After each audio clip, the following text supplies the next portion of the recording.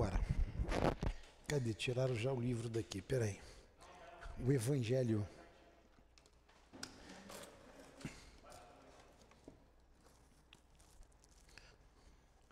Pode ir. CEAP, Centro Espírita Altivo Panfiro.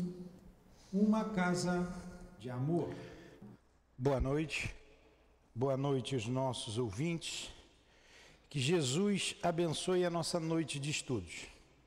Vamos dar continuidade ao estudo do livro Dramas da Obsessão, trazido pelo nosso irmão Bezerra de Menezes, através da Dona Ivone, da mediunidade da Dona Ivone do Amaral Pereira.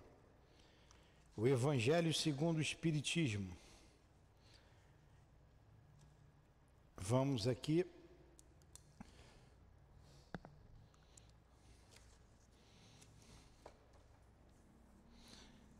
ao capítulo 18, muitos chamados e poucos os escolhidos. Vim a este mundo, disse Jesus, para exercer um juízo, a fim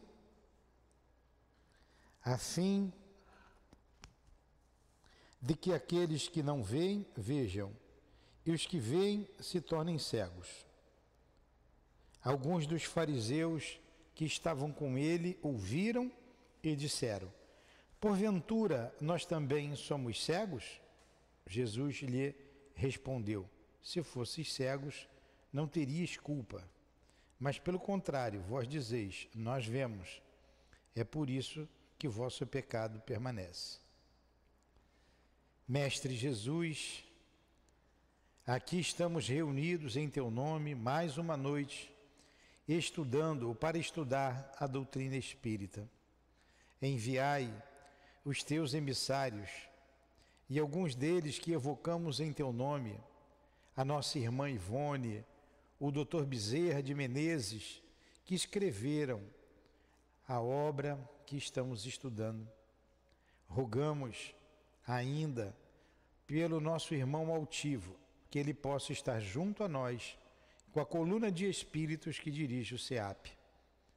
Em nome desses irmãos queridos, da direção espiritual da nossa Casa de Amor, em nome de Leon Denis, de Allan Kardec, da nossa querida Ivone, em nome do amor, do nosso amor, Lourdinha, pedimos a devida permissão a Deus nosso Pai acima de tudo e a Ti, Jesus, para iniciarmos os estudos da noite de hoje. Que assim seja.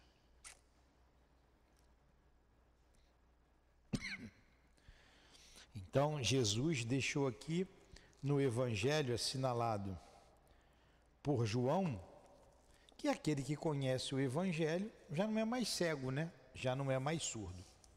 Então, vamos lá. Estamos entrando no capítulo 13. História triste, muito triste, e que a gente tem que sempre que se situar para que não aconteça o mesmo conosco. Tudo foi tirado, foi narrado pelo anjo guardião do nosso Leonel. Todo o acontecimento, toda essa história que aconteceu no século XVI. Há 400 anos atrás, né, quando foi escrita aqui em 1900 e pouco, lá em Portugal. Um grupo de padres inquisitoriais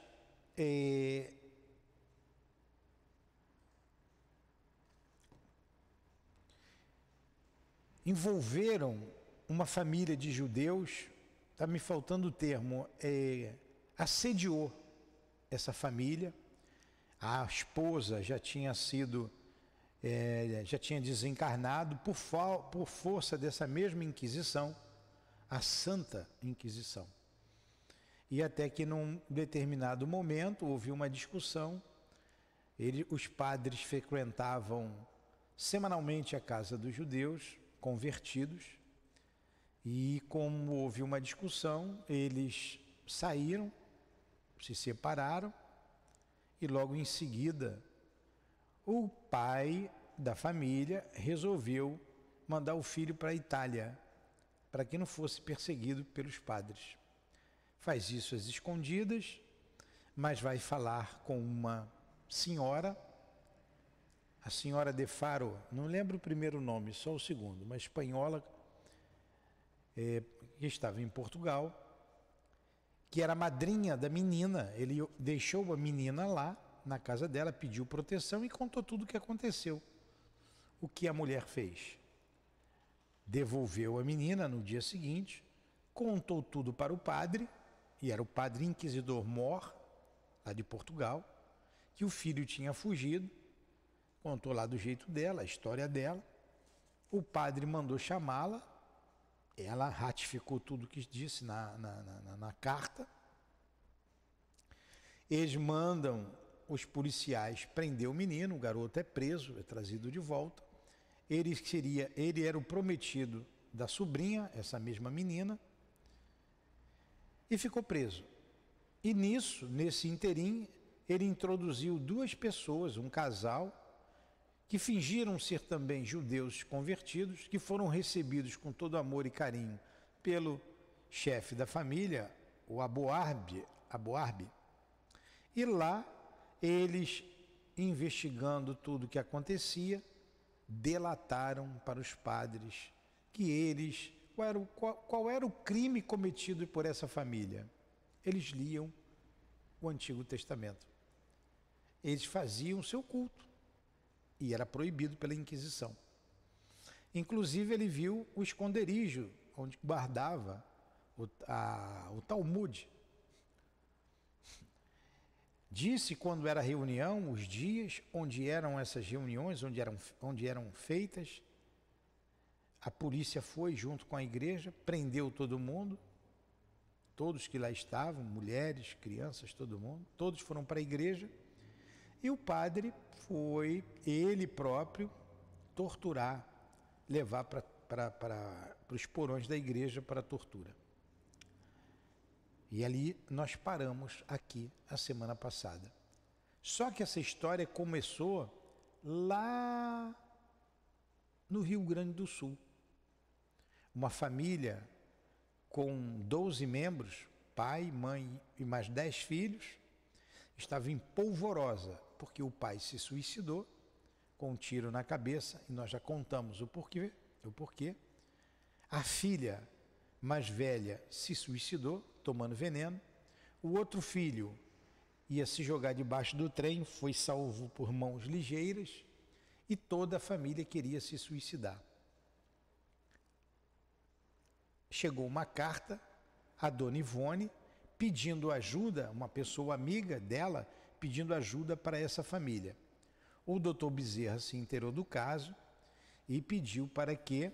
Aí vai ter uma reunião de desobsessão, porque esse grupo de judeus que estava obsidiando a família agora ia para uma reunião de desobsessão. Mas o que foi que aconteceu? Levaram os dois suicidas dali, que estavam na mesma casa, e retiraram esse grupo, essa família, do Aboabe e 3 filhos. A menina eles perderam. Por quê? A menina perdoou, a menina estava num outro estágio evolutivo e vinha intercedendo pelos seus queridos. Foi o que aconteceu ali. Então essa história começou ali e vem se desenrolando até agora, porque o anjo da guarda, inteirando o doutor Bezerra de todos os pormenores, vem contando essa história. Quem era esse grupo de obsessores? Foram os torturados lá em Portugal. Quem era essa família? Quem era essa família que o chefe se suicidou? O pai era o frei, o inquisidor Mor. A filha era o outro padre. E toda a família. A mãe era a senhora de Faro, que entregou todo mundo. E todos os membros daquela Inquisição, os delatores, os padres, estavam unidos nessa mesma família consanguínea. E como nesses 400 anos não houve perdão daquele outro grupo, eles estavam ali a perseguir. E a ideia era que fazia com que todos se suicidasse. Então esse é o resumo, bem resumido, dessa história que nós já estamos aqui alguns meses estudando. Deu para pegar? Tá, muito bem. Acho que no outro dia você também ouviu um pouco, não foi? Dessa aqui não, né? Mas é muito interessante, muito interessante. Olha o que acontece aqui. Capítulo 13. Não alongaremos a nossa história, descrevendo ao paciente leitor as demarches do processo de condenação da infeliz família Aboabe, o qual, como todos os demais movidos pela Inquisição, foi vergonhoso pela má fé dos seus executores, injusto e vil, como atestado que era de uma época sombria, em que o excessivo ardor religioso, mancomunado com leis civis despóticas e tão apaixonadas quanto ineptas e cruéis, distribuía, em nome da verdade, o vírus de irreparáveis calamidades sociais, esquecido de que a missão da fé, como a da legalidade, seria antes consolar e proteger almas aflitas e inexperientes, encaminhando para o bem e, portanto, para Deus, quantas criaturas desnorteadas pela ignorância se achegassem à sua sombra. Esse deveria ser o papel da igreja, esse deveria ser o papel dos padres. E um detalhe, nós terminamos a história porque na madrugada, como acontecia na época da Inquisição, os padres, os 3 padres, foram na casa dos Aboabes e pilharam. Tudo que tinha valores levaram para eles, né? Alguma coisa cedia para a Igreja Católica, mas as coisas de mais valor pilhavam para eles. Acrescentaremos apenas, evitando que o nosso noticiário se torne incompleto, que o inquisidor Mor, como sempre colocou a serviço do seu mau caráter todos os requisitos da perversidade de que era capaz o seu coração diabólico, torturando seus antigos anfitriões com a ferocidade demonstrada nos demais processos a que presidia e orientava. Agora você vê, esse padre, ele ia toda semana, como dissemos, semanalmente na casa dos Aboabes e ali provava dos melhores vinhos, comia da melhor comida, ouvia a menina tocar harpa e cantar e sempre pedia um dinheiro para a igreja. Sempre dava uma charcada lá naquela família. E agora, simplesmente porque eles não foram sinceros na conversão, né? Porque eles tiveram que ser batizados na Igreja Católica e mudar de nome, e como eles continuavam com o culto deles, por isso foram condenados e ali torturados com todo o requinte da maldade. Negara, olha o padre, toda espécie de consolo e alívio aos infelizes Aboabes. Com os próprios bens confiscados, destituídos de quaisquer recursos, na solidão dos calabouços, impossibilitados de se entenderem como amigos e correligionários, ainda porque nenhum destes se atreveria já a se apresentar como tal, os desgraçados não esperavam senão a morte na fogueira, como suprema esperança para o término de tão rigorosas desventuras. Era tanta tortura que eles queriam logo a morte na fogueira. E tinha um menino de 13 anos, hein?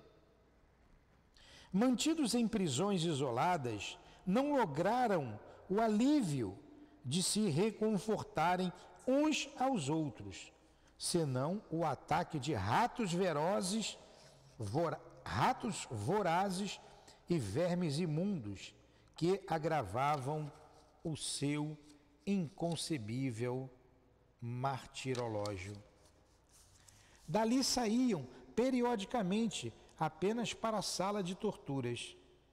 Tratava-se de dependência subterrânea, armada em pedra e alvenaria, com longas arcadas impressionantes e teto em abóbada.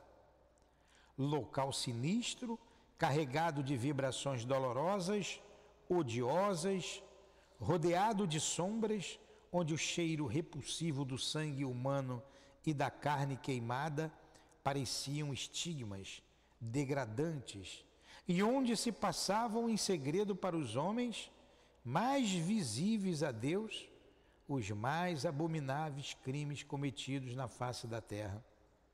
Então, eram submetidos a interrogatórios contundentes, como a outros tantos suplícios, durante os quais os algozes encontravam ocasiões sempre fáceis para intercalarem sofismas e interpolações, soezes, raciocínios falsos e comprometedores para as vítimas. Tudo isso em nome de Deus. Tudo isso em nome de Deus.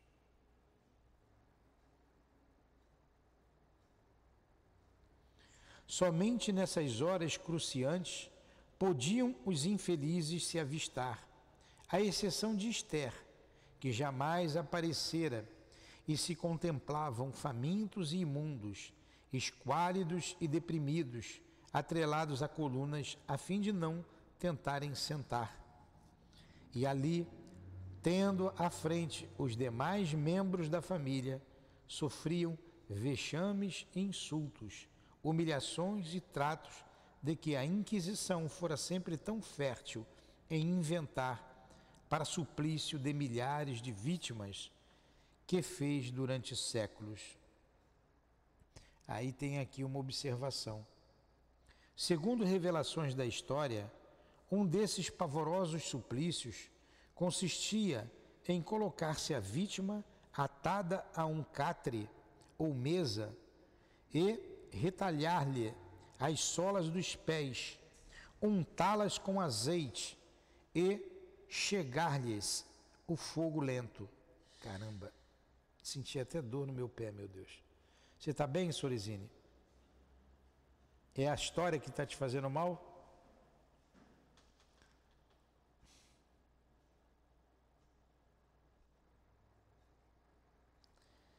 Acossada em tais condições pelos exasperados sofrimentos, a vítima confessava o que seus algozes desejassem, e tal confissão seria o caminho para a condenação à morte na fogueira.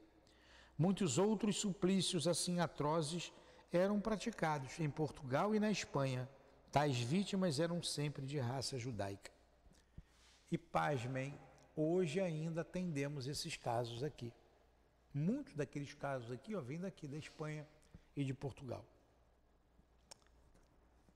Médiuns que estão aqui em nossa casa trabalhando.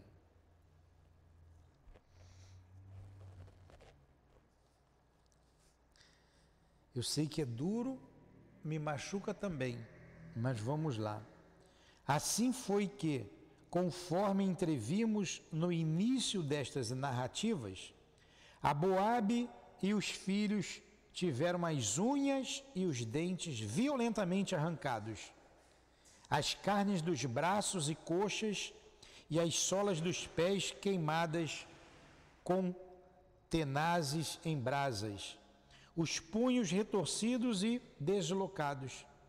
Suplícios estes lentos que não matavam com rapidez, mas torturavam até o paroxismo do horror, afirmando os mandatários da execrável instituição que semelhantes tratos seriam antes benemerentes, porque predisporiam as almas hereges ao próprio salvamento das sombras infernais depois da morte.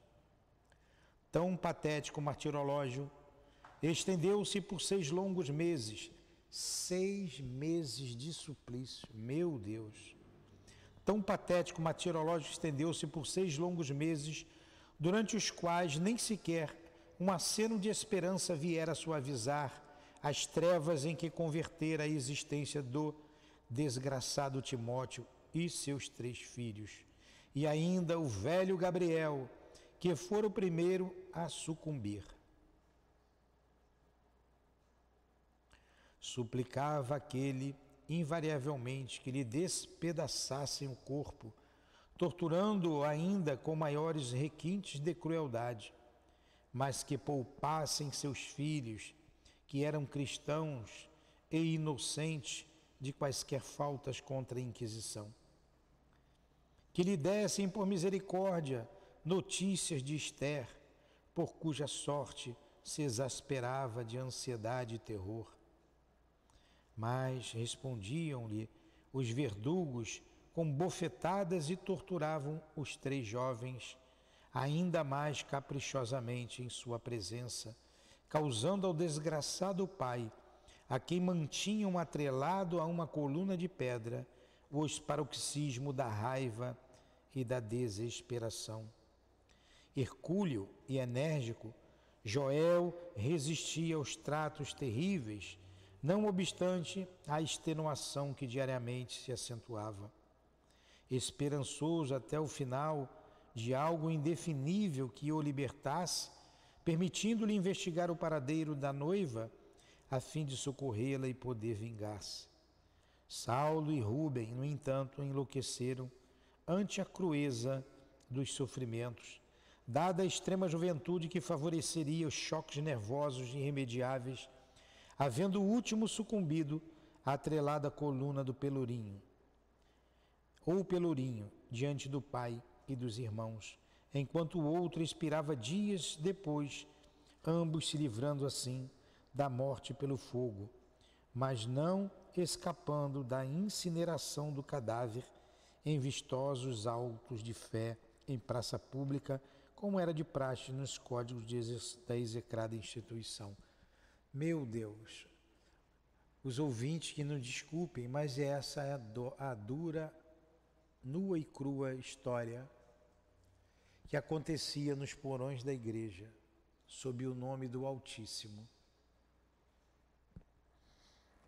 Certa vez, ao chegarem Timóteo e Joel à sala de torturas, já inteiramente desfigurado pelo longo martírio, depararam Esther também atada a um pelourinho, inteiramente desnuda e rodeada por algozes mascarados.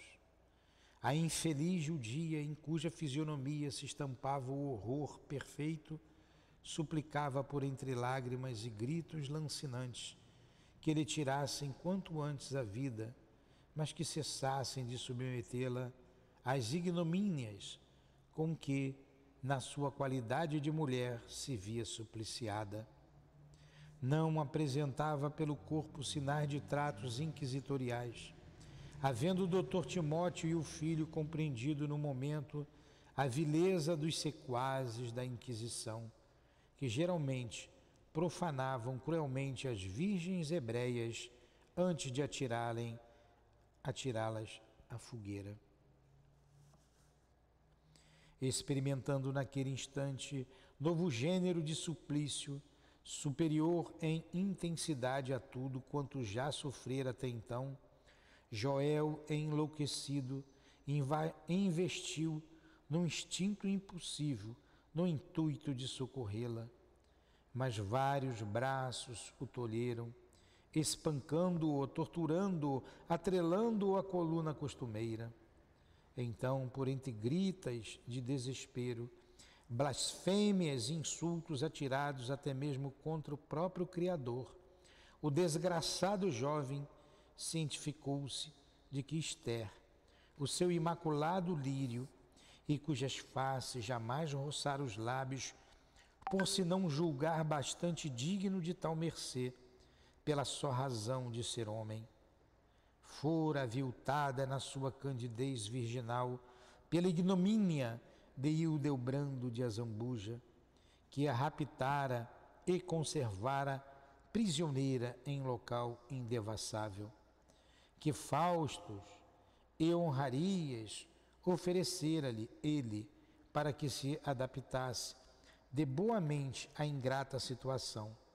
Mas como a jovem preferira conservar-se revoltada contra o atentado vil, testemunhando-lhe todo o desprezo que lhe votava, vingara-se ele, cruel e satânico até o fim, submetendo-a violentamente a todas as suas torpezas durante algum tempo, para depois abandoná-la aos caprichos dos seus demoníacos colaboradores, os quais, eternos ébrios, a haviam exposto ao mais aviltante dos martírios que poderá atingir uma mulher. E agora ali estava ela, indefesa, à espera de martírios novos, em presença do tio e do noivo, para alguns dias depois, sem mais avistá-los, morrer na fogueira. Suave arremate de tão profundas desgraças. Calara-se o patriarca, conservando-se pensativo durante alguns instantes. Eu e meu assistente Roberto, comovidos, sentíamos igualmente confrangidos os nossos corações. Aguardávamos em silêncio, desencorajados de algo mais interrogar, certos de que o ensinamento seria completo. Dentro em pouco, efetivamente, a respeitável entidade, após um aceno que interpretaríamos como a tradução de um profundo pesar, continuou bondosamente, oferecendo-nos o ponto final das suas informações. Eu vou parar nesse capítulo, muito triste, muito pesado. Resta-me acrescentar ainda ao noticiário que me destes a honra de requerer que o infeliz Timóteo, esse obsessor intransigente, que há 4 séculos persevera na vingança, esse inimigo implacável de Leonel e família, o qual tendes a colar hospedado na vossa agremiação terrena de estudos e trabalhos beneficentes, para um devido supremo entendimento, foi levado à fogueira com seu filho Joel, poucos dias após a cena última, ignorando o paradeiro da pobre Esther. Encontravam-se já semi-mortos pelos maus tratos sofridos e meio dementes de dor e desesperos. E morreram por entre revoltas e blasfêmias, repudiando a própria crença em Deus, ante o destino que tão adverso lhes fora, possuídos de um ódio demoníaco por seus perseguidores e algozes, ódio e revolta que deveriam cavar para ambos e os demais filhos um abismo de trevas que se alonga já por 4 séculos. Esther, ao contrário, humilde e resignada, tendo aceitado desde muito, nos recessos da alma, a verdadeira crença no Messias de Deus, anunciado pelos profetas da sua raça, reconhecendo nesse perseguido de Jerusalém o mártir sublime, digno de ser amado e imitado, extinguiu-se na fogueira, beijando e banhando de lágrimas a cruz da redenção. E quantos se encontravam pelas imediações do patíbulo crepitante, afirmaram tê-lo ouvido cantar com voz serena e muito meiga, os olhos fixados no espaço como peribando a satisfação de uma realidade compensadora e empolgante, aqueles salmos queridos que faziam o encantamento espiritual da família Boabe durante os serões saudáveis e tão doces sob o frescor das oliveiras do antigo solar judaico. O Senhor é o meu pastor e nada me faltará. A suaves campos me guiou e me conduziu a fontes de água fresca e pura. E aqui a gente termina esse capítulo e essa segunda parte dessa tão dolorosa narrativa. Creio que foi autoelucidativo, não tem nem o que explicar, nem o que falar. E na próxima semana nós iniciaremos a terceira parte do livro. Perguntas?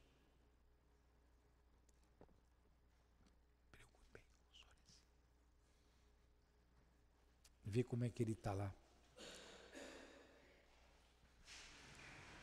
Senhor Jesus, terminamos o nosso estudo. Essa dolorosa história narrada pelo nosso Dr. Bezerra de Menezes e pela Dona Ivone. Quanta dor, quanta ignorância. E certamente hoje estamos, reencarnados ou não, ainda sofrendo por esses momentos de dor. Tende misericórdia desses espíritos, Senhor. Tu dissestes da importância da oração, da prece intercessória.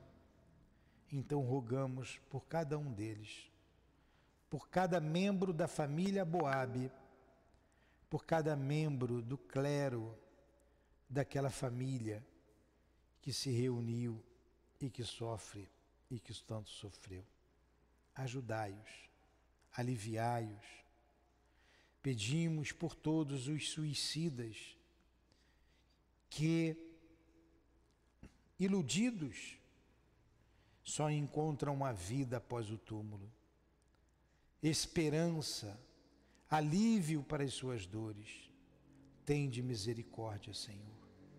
Que a tua paz seja com todos eles. E assim, em nome do amor que vibra nesta casa, que este amor, Jesus, possa envolver esses irmãos todos que se encontram aqui, desencarnados, encarnados. Pedimos por todos nós, médiuns, porque somos culpados também. Em nome desse amor, em nome do amor dos guias da nossa casa, do altivo, das irmãs queridas, dos espíritos que fazem parte da coluna que dirige o SEAP. Em nome do nosso amor, Lourdinha, do teu amor, Senhor Jesus, mas acima de tudo, em nome de Deus nosso Pai, do amor de Deus nosso Pai, é que damos por encerrados os estudos da noite de hoje. Que assim seja.